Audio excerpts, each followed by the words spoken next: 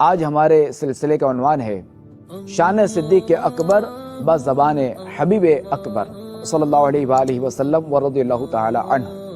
دیکھیے، جس طرح مسلمانوں کے پہلے خلیفہ حضرت ابو بکر صدیق رضی اللہ تعالی عنہ کو اللہ کریم کے آخری نبی صلی اللہ تعالی علیہ وآلہ وسلم سے بے پناہ محبت تھی، عشق تھا، اسی طرح خاتم النبیین صلی اللہ تعالی علیہ وآلہ وسلم کو بھی صدیق اکبر رضی اللہ تعالی عنہ سے بہت محبت تھی اور آپ علیہ الصلوۃ والسلام ان پر بہت شفقت فرماتے تھے۔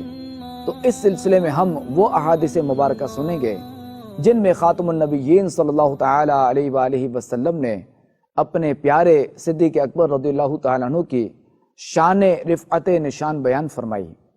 آئیے حضرت ابو بکر صدیق رضی اللہ تعالی عنہ کے فضائل و مناقب سے متعلق چند احادیث مبارکہ سنتے ہیں۔ حضرت ابو ہریرہ رضی اللہ تعالی عنہ سے روایت ہے کہ خاتم النبیین صلی اللہ تعالی علیہ وآلہ وسلم نے ارشاد فرمایا، مجھ پر جس کسی کا احسان تھا میں نے اس کا بدلہ چکا دیا ہے، مگر ابو بکر کے مجھ پر وہ احسانات ہیں جن کا بدلہ اللہ تبارک و تعالی بروز قیامت انہیں عطا فرمائے گا۔ حضرت انس بن مالک رضی اللہ تعالی عنہ سے روایت ہے کہ خاتم النبیین صلی اللہ علیہ وآلہ وسلم نے ارشاد فرمایا، ابو بکر دنیا و آخرت میں میرا بھائی ہے، اللہ کریم اس پر رحم فرمائے اور اللہ کے رسول کی طرف سے اسے بہتر جزا دے کہ اس نے اپنی جان و مال سے میری مدد کی۔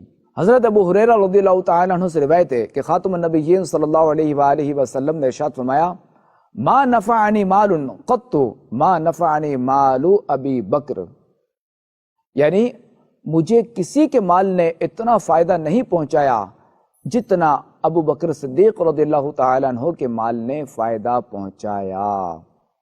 یہ سن کر حضرت ابو بکر صدیق رضی اللہ تعالی عنہ رونے لگے اور عرض کی، هل انا ومالی الا لکا یا رسول اللہ صلی اللہ علیہ وآلہ وسلم، یعنی یا رسول اللہ میری جان اور میرے مال کے مالک آپ ہی تو ہیں، کیا پیش کریں جانا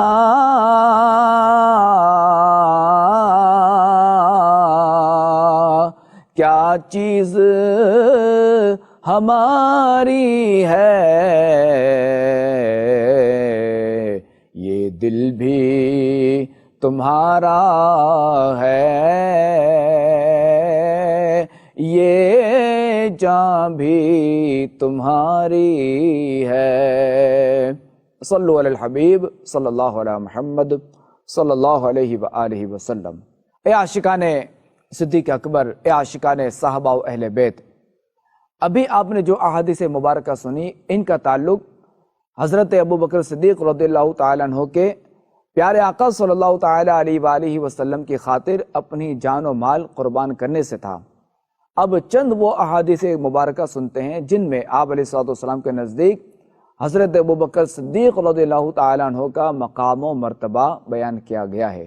چنانچہ حضرت عبداللہ بن مسعود رضی اللہ تعالی عنہ سے روایت ہے کہ جنگ احد میں حضرت ابو بکر صدیق رضی اللہ تعالی عنہ نے اپنے بیٹے عبد الرحمن کو، جو اس وقت مسلمان نہیں ہوئے تھے اور کفار کی طرف سے لڑ رہے تھے، تو اسے مقابلے کے لیے للکارا، تو خاتم النبیین صلی اللہ تعالی علیہ وآلہ وسلم نے آپ رضی اللہ تعالی عنہ کو بیٹھنے کا حکم ارشاد فرمایا۔ آپ رضی اللہ تعالی عنہ نے بارگاہ رسالت میں عرض کی، یا رسول اللہ صلی اللہ علیہ وآلہ وسلم مجھے اجازت عطا فرمائے، میں ان کے اول دستے میں گھس جاؤں گا۔ تو پیارے آقا علیہ الصلوۃ والسلام نے ارشاد فرمایا، اے ابو بکر ابھی تو ہمیں تمہاری ذات سے بہت فائدے اٹھانے ہیں، اور تمہیں معلوم نہیں کہ میرے نزدیک تمہاری حیثیت بمنزلہ کان اور آنکھ کے ہے۔ اصدق الصادقین سید المتقین، چشم و گوش وزارت پہ لاکھوں سلام۔ حضرت عبداللہ بن عباس رضی اللہ تعالی عنہما سے روایت ہے کہ میں نے خاتم النبیین صلی اللہ تعالی علیہ وآلہ وسلم کو حضرت علی المرتضیٰ رضی اللہ تعالی عنہ کے ساتھ کھڑے دیکھا۔ اتنے میں ابو بکر صدیق رضی اللہ تعالی عنہ حاضر ہوئے۔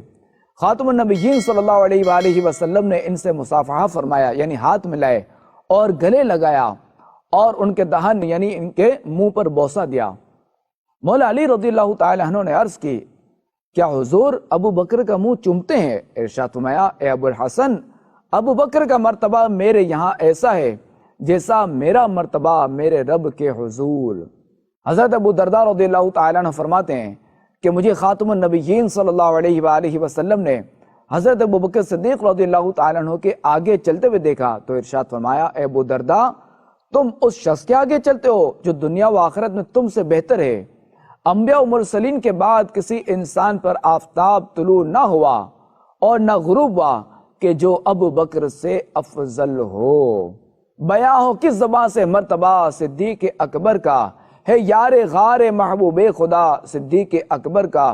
الہی رحم فرما خادم صدیق اکبر ہوں، تیری رحمت کے صدقے واسطہ صدیق اکبر کا۔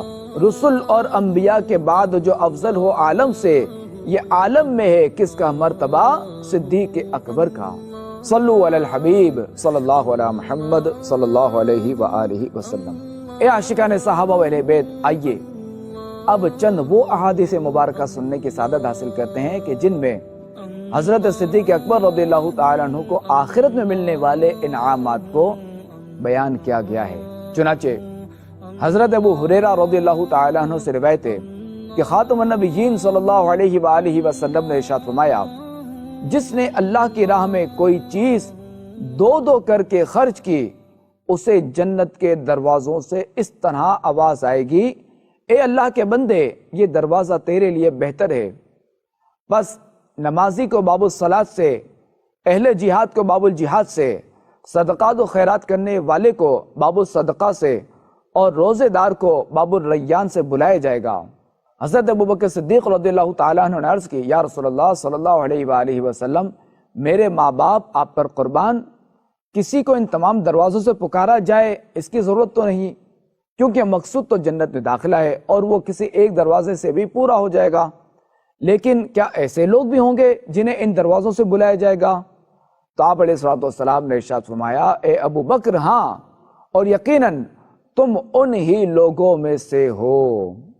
حضرت عبداللہ بن عباس رضی اللہ تعالیٰ عنہما سے روایت ہے کہ خاتم النبیین صلی اللہ علیہ وآلہ وسلم نے ارشاد فرمایا، جنت میں ایک ایسا شخص داخل ہوگا کہ تمام جنت والے اسے پکار پکار کر کہیں گے، مرحبا مرحبا، یہاں تشریف لائیے، یہاں تشریف لائیے۔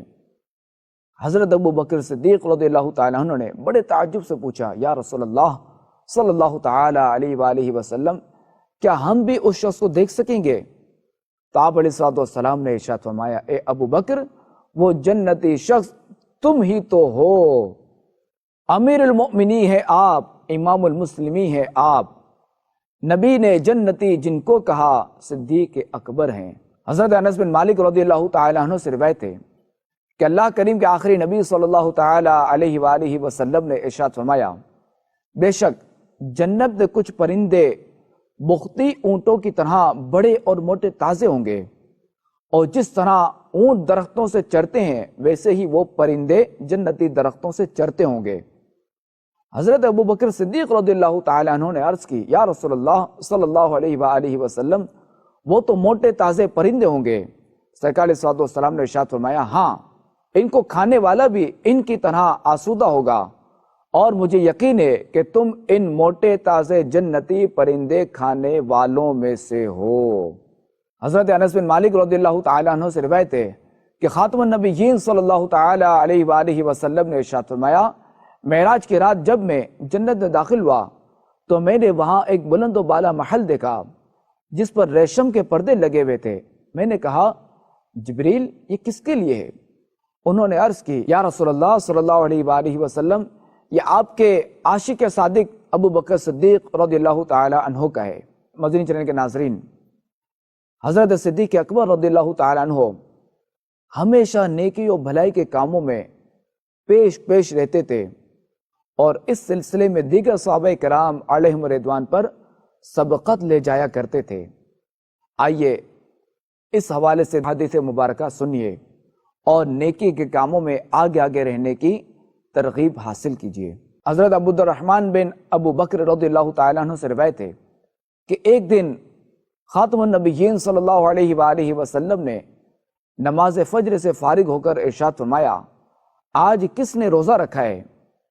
فاروق اعظم رضی اللہ تعالیٰ عنہ نے عرض کی یا رسول اللہ صلی اللہ علیہ وآلہ وسلم میں نے روزے کی نیت نہیں کی اور نہ ہی ایسا ارادہ ہے۔ حضرت ابو بکر صدیق رضی اللہ تعالیٰ عنہ نے عرض کی یا رسول اللہ صلی اللہ علیہ وآلہ وسلم رات کو فقط میرا ارادہ تھا اور صبح میں روزے سے تھا۔ خاتم النبیین صلی اللہ علیہ وآلہ وسلم نے ارشاد فرمایا آج کس نے مریض کی عیادت کی ہے؟ فاروق اعظم رضی اللہ تعالیٰ عنہ نے عرض کی یا رسول اللہ صلی اللہ علیہ وآلہ وسلم ابھی تو ہم نماز سے فارغ ہوئے ہیں اور مسجد سے باہر بھی نہیں نکلے، تو مریض کی عیادت کیسے کرتے؟ تو حضرت ابو بکر صدیق رضی اللہ تعالیٰ عنہ نے عرض کی یا نبی اللہ میرے بھائی حضرت عبد الرحمن بن عوف رضی اللہ تعالیٰ عنہ بیمار ہیں، آج مزاج پرسی کے لیے میں پہلے ان کے گھر گیا اور وہیں سے مسجد آ گیا۔ خاتم النبیین صلی اللہ علیہ وآلہ وسلم نے ارشاد فرمایا آج راہ خدا میں صدقہ کس نے دیا ہے؟ تو فاروق اعظم رضی اللہ تعالیٰ عنہ نے عرض کی یا رسول اللہ صلی اللہ علیہ وآلہ وسلم نماز فجر کی ادائیگی کے بعد سے اب تک ہم آپ کی بارگاہ میں موجود ہیں، اس صورت میں ہمارا صدقہ کرنا کیسے ممکن ہے؟ حضرت ابو بکر صدیق رضی اللہ تعالیٰ عنہ نے عرض کی یا رسول اللہ صلی اللہ علیہ وآلہ وسلم میں عبد الرحمن بن عوف رضی اللہ تعالیٰ عنہ کی عیادت کر کے مسجد پہنچا تو ایک سائل سوال کر رہا تھا، میرے ساتھ میرا پوتا یا میرا بیٹا بھی تھا، یہ راوی کے الفاظ ہیں کہ میرا پوتا یا بیٹا، جس کے ہاتھ میں روٹی کا ٹکڑا تھا میں نے اس سے لے کر وہ سائل کو دے دیا۔ یہ سن کر خاتم النبیین صلی اللہ علیہ وآلہ وسلم نے حضرت ابو بکر صدیق رضی اللہ تعالیٰ عنہ سے 2 بار فرمایا تمہیں جنت کی بشارت ہو۔ فاروق اعظم رضی اللہ تعالیٰ عنہ نے اپنے دل سے ایک حسرت بھری آہ نکالی کہ افسوس میں یہ اعمال نہ کر سکا۔ تو خاتم النبیین صلی اللہ علیہ وآلہ وسلم نے ان کی حسرت دے کر ارشاد فرمایا اے اللہ عمر پر بھی رحمت نازل فرما۔ یہ پیاری دعا سن کر فاروق اعظم رضی اللہ تعالیٰ عنہ خوشی سے جھوم اٹھے اور کہنے لگے میں نے جب کبھی کسی بھلائی میں ابو بکر سے بڑھنا چاہا تو وہ مجھ سے آگے نکل گئے۔ یقیناً منبع خوف خدا صدیق اکبر ہیں، حقیقی عاشق خیر الورا صدیق اکبر ہیں، نہایت متقی و پارسا صدیق اکبر ہیں، تقی ہیں بلکہ شاہ اتقیاء صدیق اکبر ہیں۔ صلو علی الحبیب صلی اللہ علیہ محمد صلی اللہ علیہ وآلہ وسلم۔ اللہ کریم عاشق اکبر حضرت صدیق اکبر رضی اللہ تعالیٰ عنہ کے درجات بلند فرمائے اور ان کے صدقے ہماری بے حساب مغفرت فرمائے۔